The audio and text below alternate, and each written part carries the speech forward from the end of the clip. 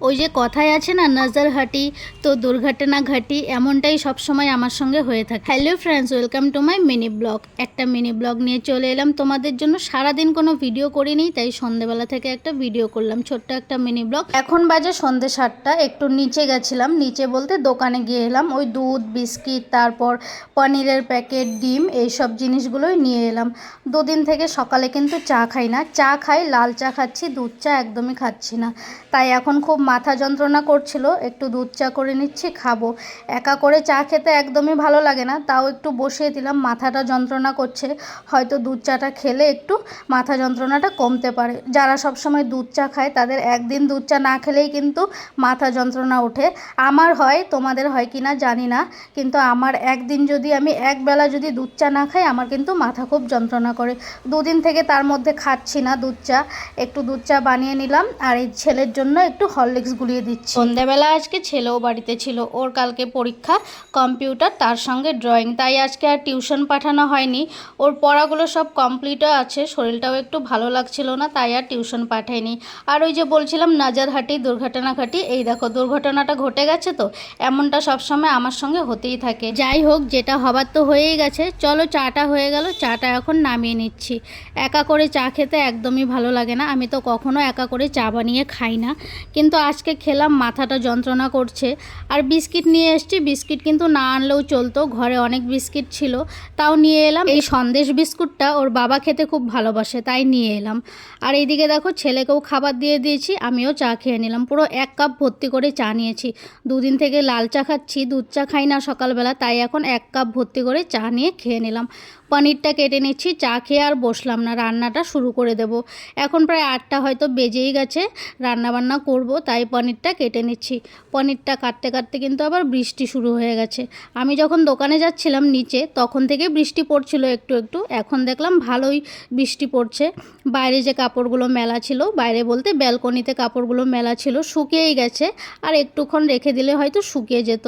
তাও আমি নিয়ে এলাম ব্যালকনি থেকে। বৃষ্টি আবার জোরে হলে তো ভিজে যাবে কাপড়গুলো, নিয়ে এসে এই যে জালনায় মেলে দিচ্ছি কাপড়গুলো।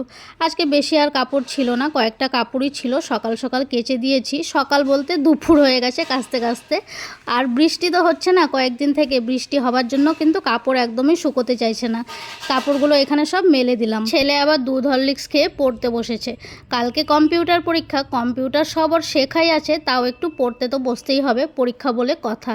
এইদিকে দেখো, পনিরগুলো কিন্তু কেটে রেখেছিলাম, সেদ্ধ বসিয়ে দিলাম। এইভাবে পনিরটা যখন সেদ্ধ করে তরকারি বানানো হয়, তখন কিন্তু পনিরটা নরম থাকে, আর কোনোদিনও কড়াইয়ে লেগেও যায় না পনিরটা, তাই সেদ্ধ বসিয়ে দিলাম। আর এখানে আলু কেটে নিচ্ছি। আলু ছাড়া তো চলেই না আমাদের ঘরে, একটা হলেও আলু দিতে হবে, তাও আমি আজকে ছোট ছোট 3টে আলু দিয়েছি। আলুটা কেটে রাখলাম, পনিরটাও সেদ্ধ হয়ে গেছে। সেদ্ধ হবার পর একবার দুবার জলে ধুয়ে নিয়েছিলাম, ঠান্ডা জলে। তারপর দেখো, কড়াইয়ে তেল দিয়ে পনিরগুলো এখন ভেজে নিচ্ছি।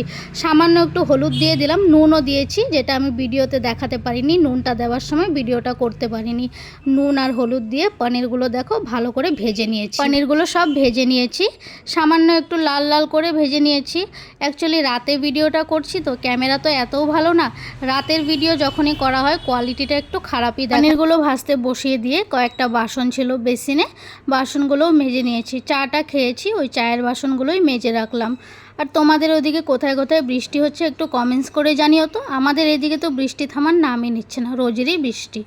চলো, পনিরগুলো সব নামিয়ে নিলাম। কড়াইয়ে সামান্য একটু তেল দিয়ে ফোড়নে দিলাম গোটা জিরে, আর সঙ্গে একটা তেজপাতাও দিয়ে দিলাম। এখন আলুগুলো দিয়ে দেবো। ছোট ছোট সাইজের 3টে আলু দিয়েছি, দেখতে অনেকগুলো আলু লাগছে, অনেকগুলোই আলু হয়ে গেছে। আলু ছাড়া আমাদের ঘরে একদম চলে না, আমার ছেলে আর ওর বাবা একদমই আলু ছাড়া খেতেই পারে না। আলুগুলো দিয়ে একটু নুন দিয়ে দিলাম, একটু হলুদ দিয়ে আলুগুলো একটু লাল লাল করে ভেজে নেব। জিরে ফোড়ন দিয়েছি, এইভাবে গোটা জিরে ফোড়ন দিলে কিন্তু তরকারিতে ভালোই লাগে খেতে। আর মশলাটাও দিয়ে দিলাম। দেখো, আলুগুলো কিন্তু ভেজে নিয়েছি একটু লাল লাল করে। মশলা বলতে দিয়েছিলাম জিরে গুঁড়ো, ধনে গুঁড়ো, আর তারপরে দিয়ে দিলাম একটু আদা বাটা, লঙ্কা বাটা, ব্যাস এতটুকুই মশলা। মশলা দিয়ে আলুর সঙ্গে মশলা সব কষিয়ে নিচ্ছি। একটু সময় কষিয়ে নেব, কষিয়ে নিয়ে এখন ঢাকনা দিয়ে রেখে দেব। তোমাদের পনিরের তরকারি খেতে কেমন লাগে একটু কমেন্টস করে জানিও। পনিরের তরকারিটা আমার তো একদমই ভালো লাগে না। যদি মটর দিয়ে বানানো হয়, মটর পনির, তখন একটু ভালো লাগে। আলু দিয়ে বানালে আমার একদমই ভালো লাগে না। যাই হোক, তারপরে সব মশলা দিয়ে আলু কষিয়ে নিলাম। দেখো তরকারি থেকে কিন্তু তেল ছেড়ে দিয়েছে। এখন একটু নাড়াচাড়া করে নিয়ে আবার জল দিয়ে দেবো। এটাতে জল তো দিতেই হবে, একটু ঝোল ঝোল করেই বানাবো। জলটা দিয়ে ফুটিয়ে নেব, ফুটিয়ে তরকারিটা নামিয়ে নেব। সবার লাস্টে নুন দিয়ে দিলাম। আর ভিডিওটাও এখানে শেষ করে দিচ্ছি। কেমন লাগলো মিনি ব্লগটি অবশ্যই কমেন্টস করে জানিও। যারা ফেসবুক থেকে দেখো তারা আমার ফেসবুক পেজটিকে ফলো করে দিও, যারা ইউটিউব থেকে দেখো তারা আমার ইউটিউব চ্যানেলটিকে সাবস্ক্রাইব করে রেখো এরকমই নতুন নতুন ডেলি ব্লগ পাওয়ার জন্য। চলো টাটা বাই বাই, আবার দেখা হবে নতুন একটা ভিডিওতে। টাটা, সবাই ভালো থেকো।